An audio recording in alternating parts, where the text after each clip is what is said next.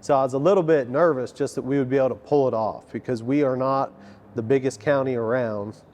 We don't have a staff of 100 people on staff at a time, and I was a little nervous we wouldn't be able to pull it off. But what I realized after the fact of watching it was that everybody was, I'll use the word cautiously, but everybody was so captivated by what was going on.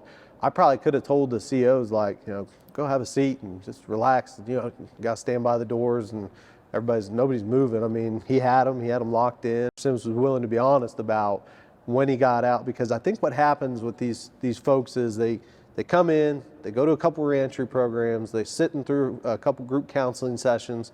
They'll go to AA, NA a couple times, and they hear these tips, and they hear from people who have changed their life, and they think, well, that's all it took for them, so I'm just going to go out and do those couple steps. And they hit that first hurdle, and they run right into it, and they crash and fall. And that's what happens with us, with seeing these people on this recidivism rate that's so high here locally, because they just in and out and in and out. Sim saying he had those moments, and it wasn't until he reached out and said, there's a different way that's not my way, because especially when talking with the females, they were talking about self-esteem. And a lot of these women get out and don't have, like we talked about, can't get a home, can't get a job. So they find their self-esteem and self-worth through relationships.